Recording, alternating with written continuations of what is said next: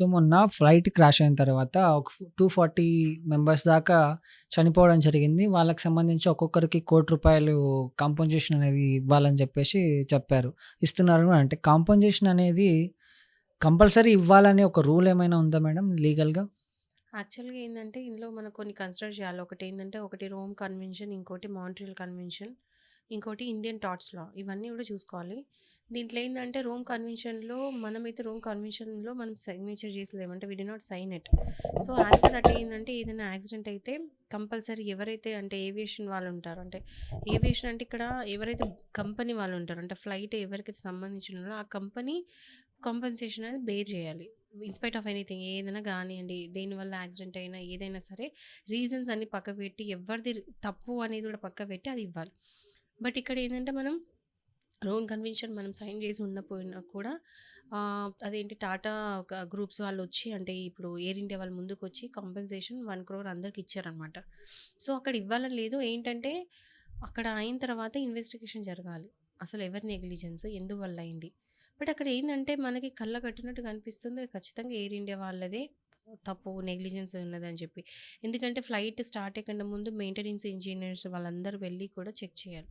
So, అక్కడ ఈ ఇన్సిడెంట్‌లో ఏంటంటే, ఎందుకయింది క్రాష్ అనేది బేసికల్లీ చాలామంది చాలా రకాలుగా స్పెక్యులేట్ చేస్తున్నారు. ఒక్కొక్కరు ఒక్కొక్క రీజన్ ఇస్తున్నారు. చాలామంది మేధావులు ముందుకొచ్చి కూడా అది మైట్ బి ఇది రీజన్, ఇది రీజన్ అని చెప్తున్నారు. అందులో ఒక ప్రాపర్ రీజన్ ఏందంటే, మనకి ఇప్పటివరకు వచ్చిన ఇన్ఫర్మేషన్ ప్రకారం ఎయిర్ లిఫ్టింగ్ జరగలేదు. హ్మ్.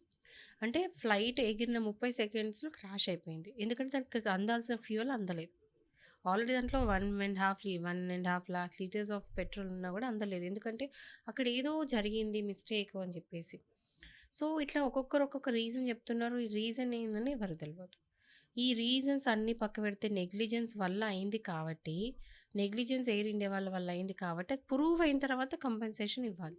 ఎందుకంటే కోర్ట్ ఆర్డర్ చేస్తది. బట్ కోర్ట్ కూడా ఆర్డర్ చేయముందుకు, ఏం జరగముందుకు వాళ్ళంతట వాళ్ళే ముందుకొచ్చి కాంపెన్సేషన్ ఇచ్చారు. సో, కాంపెన్సేషన్ యాక్ట్ ప్రకారంగా కూడా ఇట్లాంటివి ఏమైనా జరిగితే యాక్చువల్లీ వాళ్ళకి పే చేయాలి కాంపెన్సేషన్. ఇంకోటి ఇన్సూరెన్స్ అనేది ఒకటుంటది. ఇన్సూరెన్స్ ఏందంటే, కొంతమంది ఇన్సూరెన్స్ కంపెనీస్ ఎవరైతే వీళ్ళందరూ చనిపోయారో ఇన్సిడెంట్‌లో, అక్కడ 242 మెంబర్స్ ఫ్లైట్‌లో చనిపోయిన వాళ్ళున్నారు. కింద మెడికోస్ అంటే కింద చదువుకునే పిల్లలు హాస్టల్‌లో తింటూ ఉన్నారు. వాళ్ళు ఒక 80 మెంబర్స్ దాకా ఉన్నారు. సో, వీళ్ళందరూ కూడా ఇన్సూరెన్స్ అనేది ఉందా? పనిచేస్తదా? అంటే కొంతమంది ఇన్సూరెన్స్ కంపెనీస్ ఏం చేస్తారు, వీళ్ళు దొంగల్లాగా ఏం చేస్తారంటే, ఇది యాక్ట్ ఆఫ్ గాడ్. ఓకే. ఇది యాక్ట్ ఆఫ్ గాడ్ అనుకోకుండా అయింది. బై నేచర్ అయింది కాబట్టి మేము పే చేయము అని అంటారు. బట్ ఇక్కడ ఏందంటే, ఈ కోర్ట్‌లో కేస్ పడినప్పుడు అది యాక్ట్ ఆఫ్ గాడా? కాదా? ఎట్లా అని చెప్పేసి అది కూడా తేలిన తర్వాత ఇన్సూరెన్స్ కూడా కవర్ అవుతది. సో, ఇన్సూరెన్స్ అనేది ఒకటి డౌట్‌ఫుల్ ఉండొచ్చు. But compensation is different. Insurance వేరు, కాంపెన్సేషన్ వేరు. కాంపెన్సేషన్ అనేది ఎవరైతే వల్ల జరిగిందో నష్టము, ఆ కంపెనీ వాళ్ళు బేర్ చేయాల్సింది. సో, వాళ్ళు ఆల్రెడీ పే చేసినారు. అది చూడాలి. ఇన్సూరెన్స్ అనేది మాత్రం కోర్ట్‌లో కేస్ పడతది ఖచ్చితంగా వీళ్ళ కోసం.